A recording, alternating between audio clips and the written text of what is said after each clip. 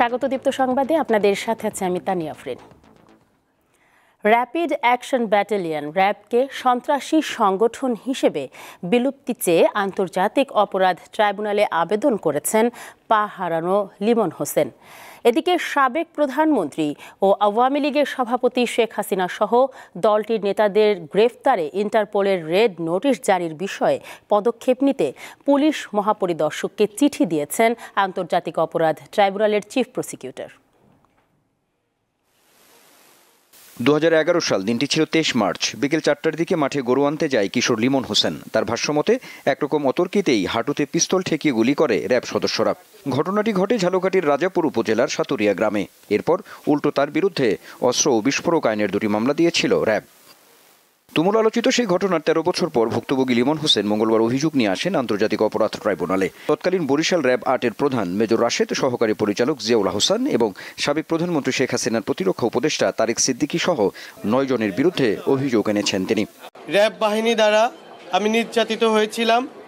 নির্যাতন হওয়ার এক পর্যায়ে আমাকে শার্টের কলার ধরে আমার পায়ে অস্ত্র থেকে গুলি করে। তো আমার কাছে মনে হচ্ছে যে একটি সন্ত্রাসী সংগঠন, তাই র্যাবের বিলুপ্তির দাবি জানাচ্ছি। এদিকে সাবেক প্রধানমন্ত্রী ও আওয়ামী লীগের সভাপতি শেখ হাসিনা সহ দলটির নেতাদের গ্রেপ্তারে ইন্টারপোলের রেড নোটিশ জারির বিষয়ে পদক্ষেপ নিতে পুলিশ মহাপরিদর্শককে চিঠি দিয়েছেন আন্তর্জাতিক অপরাধ ট্রাইব্যুনালের চিফ প্রসিকিউটর।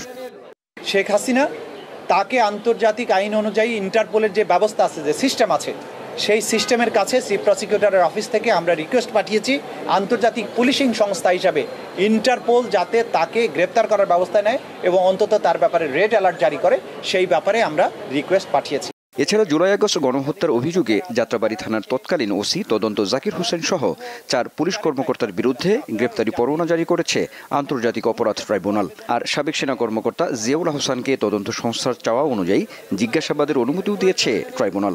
যাত্রাবাড়ী থানার তদানীন্তন ওসি তদন্ত জাকির হোসেন, সে এখন পলাতক আছে। এই জাকির হোসেনের বিরুদ্ধে সহ আরও 3 জন পুলিশ অফিসার যারা যাত্রাবাড়ির অ্যাট্রোসিটির সাথে, যাদের ব্যাপারে আমরা অকাট্য প্রমাণ পেয়েছি, এরকম 4 জন অফিসারের বিরুদ্ধে আমরা গ্রেপ্তারি পরোয়ানা চেয়েছিলাম, আদালত সেটা মঞ্জুর করেছেন। বরখাস্তকৃত মেজর জেনারেল জিয়াউল হাসান, যার বিরুদ্ধে অভিযোগের তো অন্ত নয়, আমাদের তদন্ত সংস্থায় তার বিরুদ্ধে অসংখ্য অভিযোগ এসেছে, তাকে আমরা 1 দিনের জন্য জিজ্ঞাসাবাদের বা ইন্টারোগেশনের জন্য অনুমতি চেয়েছি আদালত সেই অনুমতি দিয়েছেন।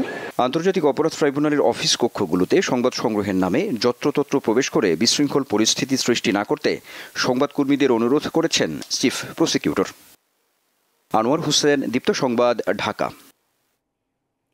আজারবাইজানের রাজধানী বাকুতে জাতিসংঘের জলবায়ু সম্মেলনে যোগ দিয়েছেন অন্তর্বর্তীকালীন সরকারের প্রধান উপদেষ্টা ডক্টর মোহাম্মদ ইউনুস।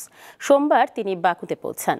এরপর মঙ্গলবার ডক্টর ইউনুসের সঙ্গে সাক্ষাৎ করেন আন্তর্জাতিক ফুটবল সংস্থা ফিফার প্রেসিডেন্ট জিয়ানি ইনফান্তিনো। এ সময় ফিফা প্রধান আগামী জানুয়ারিতে যুব উৎসবে যোগ দিতে আমন্ত্রণ জানালে বাংলাদেশের অন্তর্বর্তী সরকার প্রধান সাদরে তা গ্রহণ করেন।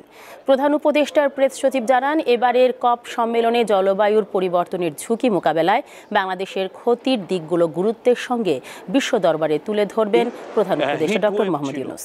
দাবি তুলে ধরার পাশাপাশি এর ক্ষতিপূরণও চাইবেন তিনি। বাকুতে এক ব্রিফিংয়ে এসব কথা জানান প্রধান উপদেষ্টার প্রেস সচিব। বঙ্গভবন থেকে শেখ মুজিবুর রহমানের ছবি সরানো উচিত হয়নি বলে মন্তব্য করে পরে তা সংশোধন করে বিবৃতি দিয়েছেন বিএনপির সিনিয়র যুগ্ম মহাসচিব রুহুল কবির রিজভী।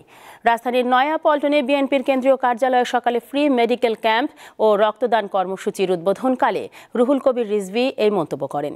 বলেন, খন্দকার মুশতাক রাষ্ট্রপতি হয়ে বঙ্গভবন থেকে শেখ মুজিবুর রহমানের ছবি সরিয়েছিলেন, তবে শহীদ রাষ্ট্রপতি জিয়াউর রহমান সেই ছবি পুনরায় স্থাপন করেন।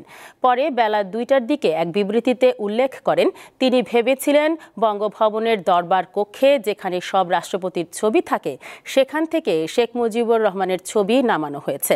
অনাকাঙ্ক্ষিত বক্তব্যের জন্য দুঃখ প্রকাশ করেন রিজভী।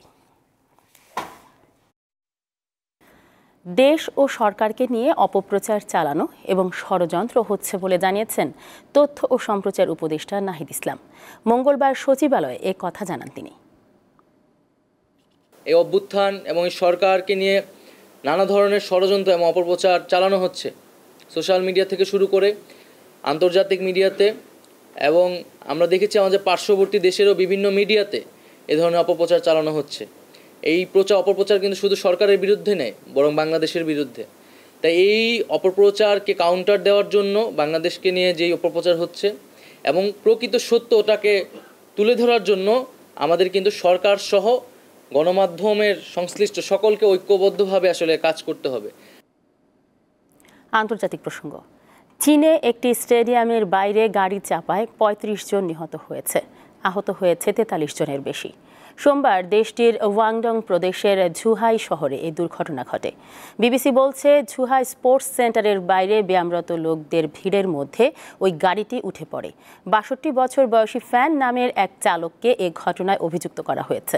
আহতদের মধ্যে অনেক বৃদ্ধ, কিশোর ও শিশুও রয়েছে। এ ছিল এখনকার মতো। আমাদের পরবর্তী সংবাদ রাত ১১টায়। দর্শক, আরও তথ্য ও বিনোদনের খবর পেতে যুক্ত থাকুন দীপ্ত ডিজিটাল প্ল্যাটফর্মগুলোতে। ধন্যবাদ সবাইকে।